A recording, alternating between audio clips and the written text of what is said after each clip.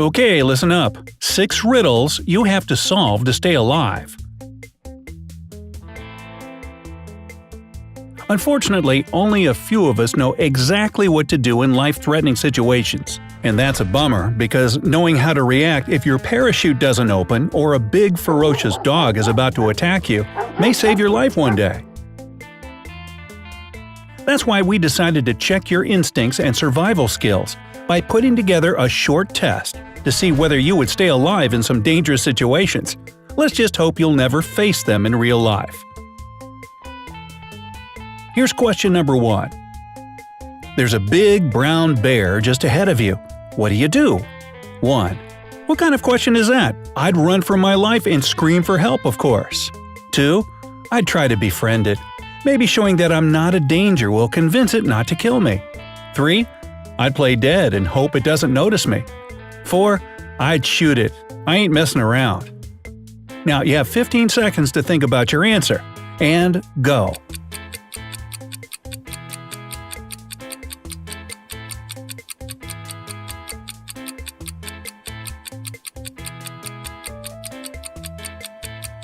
Have you already picked the right one? Well, time's up. Let's see how you did. The answer? You definitely wouldn't be able to run fast enough, even if you're a competitive sprinter. A running brown bear can reach speeds of 21 miles per hour. Even the fastest man on Earth, Usain Bolt, clocks out at 23 miles per hour, which I guess means only he would choose this answer. Now, shooting it also isn't an option, just a last resort. And you better plan on having a powerful gun and good aim. Otherwise, you'll just make the animal even madder. Sorry, hopeful bear whisperer, but talking to this animal and trying to get chummy with it won't do a thing. Do I really need to explain? It's a wild animal. It's going to feel threatened no matter what you do. It doesn't understand language. Okay, I think that's enough reasoning. So, if you decided to play dead, congratulations! You're the one who'd most likely stay alive. Just remember to curl up and put your hands behind your head. This way, the bear won't see you as a threat. By the way, if you said smear honey all over the guy next to you and run like hell, well, we have to admire your creativity at least, but you're not much of a friend. Question 2. You're outside during a tornado, and there's no shelter inside. What's your course of action? 1. I'd get in my car and drive as far away as possible. 2. I'd crouch down in a nearby ditch. 3. I'd climb a tree and wrap my arms around the branch. 4. A tornado, I'd be frozen with fear, standing there mouth ajar. Your 15 seconds start now. Think carefully, and sorry folks, that's all the time you have.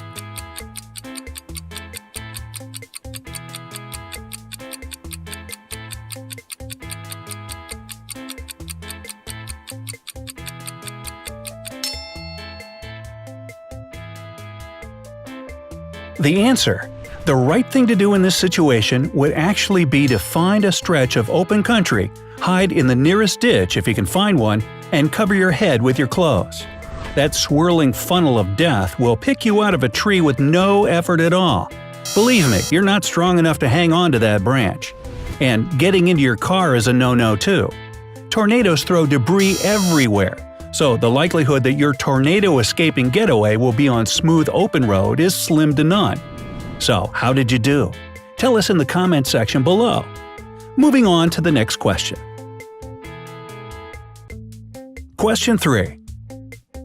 Remember that big, ferocious dog I mentioned earlier? Well, it's standing right in front of you, eyes locked on yours. What would you do? Number 1. I'd scare it away with loud noises and arm flailing. Make myself look bigger and scarier, you know? Number 2. I'd stay still, arms pinned to my sides, probably out of fear. 3. Screw this, I'm bolting out of there. I might not be able to outrun Smokey the Bear, but little Scooby-Doo here would be nothing. Number 4. I'd scream for help at the top of my lungs. And 15 seconds on the clock. What in your opinion is the right thing to do? Think it through.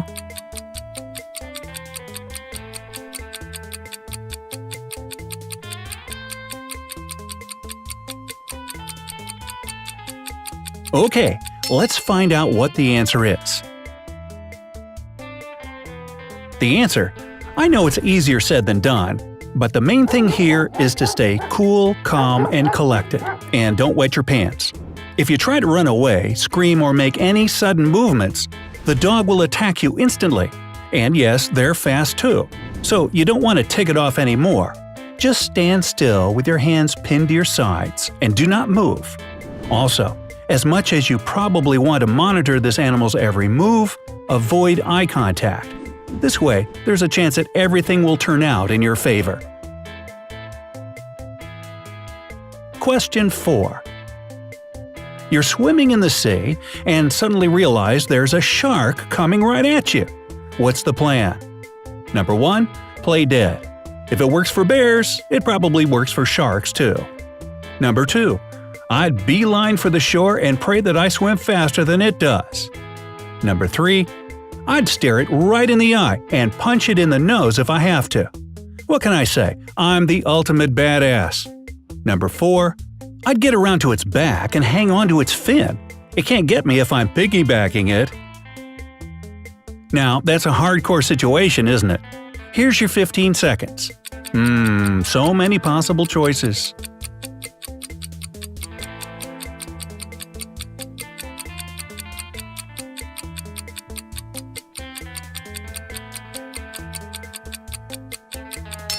Okay, that's enough. Time's up. Let's see if you were right.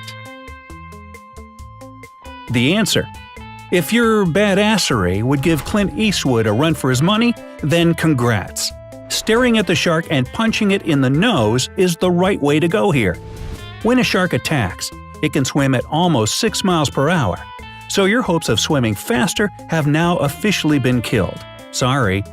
Piggybacking a shark? Really? Trust me, you're not fast enough to get behind it, and you definitely won't be able to keep a grip on its dorsal fin. These things are fast, seriously.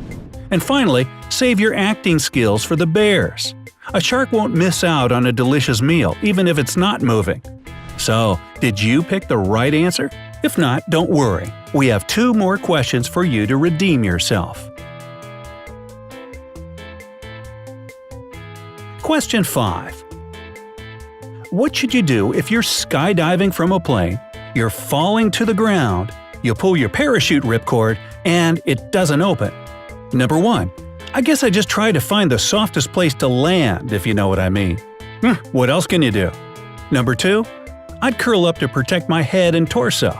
This would probably help at least a little bit. Number 3. I'd use the reserve parachute, of course. 4. I'd try to cling on to a fellow skydiver. Holy Star Trek, you're a Klingon! 15 seconds on the clock, time starts now.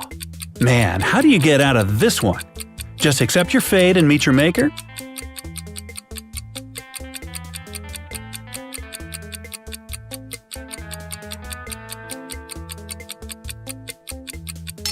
Alright, let's see what in the world we should do in this skydiving nightmare.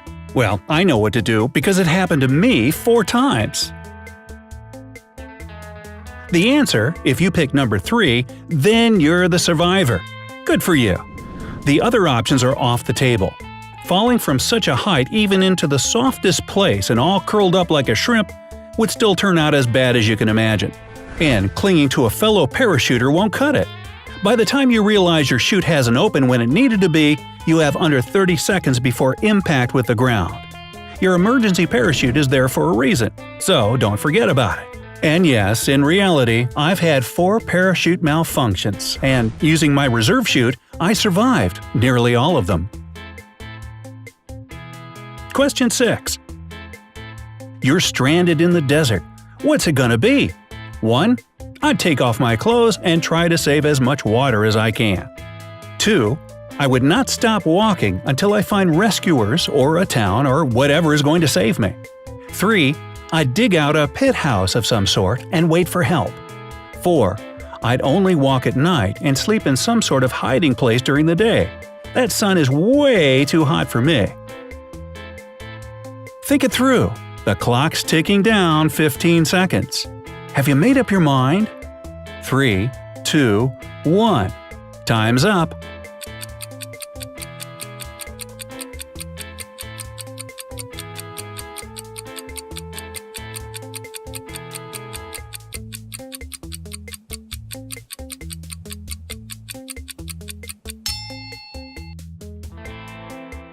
The answer? The correct option is number 4. So if you picked it, you would most likely survive, unlike all the others who made the wrong choices. You see, at night the temperature in the desert is way lower than during the day. So, trying to find the right path during night is the only way for you to survive a couple of days in this harsh environment. No matter how much you try to save your water, you'd still run out of it because in the heat of the desert, you'd feel constant thirst. Walking without stopping will exhaust you faster than you think, and definitely wouldn't help since you have no idea where you're going. Duh! And waiting for help without doing anything is pointless as well. No dugout would save you from the heat. So, are you a survivor or not? Don't jump, pardon the pun, to conclusions just yet. By the way, don't forget that you can also check your logic skills with our other test. See how much of a Sherlock you are and try to solve the hardest crimes. Anyway, where were we? Oh, right. We're about to put your survival skills to the test once again with a bonus and super hard question that only the smartest ones can answer. Are you ready? Here it goes. Bonus question. A wild tribe of some sort is about to kill you. The leader lets you say your final words. If you tell the truth, they'll burn you at the stake. If you lie, they'll shoot you. How can you outsmart the tribe and survive? You have 30 seconds to solve this one. Your time starts now.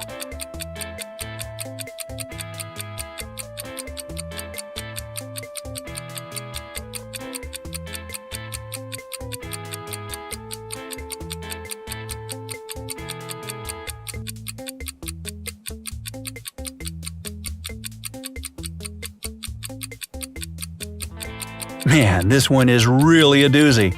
It looks like you're pretty much out of luck. And 3, 2, 1. So, do you have an answer or are you completely lost? I'd put myself in the second group, to be honest. The answer: you should say that they will shoot you. This will confuse the tribe because it isn't true. If it were, they should burn you alive, not shoot you. Nor is it false. See the trick here? Well, I don't know about you, but I guess I'm not bright enough to crack these type of riddles.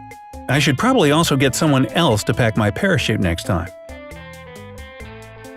So, how many of these questions did you get right? Tell us in the comment section below. Don't forget to hit the like button and test all your friends and family by sharing this video. There are even more fun videos like this one on our channel, so be sure to join us on the bright side of life.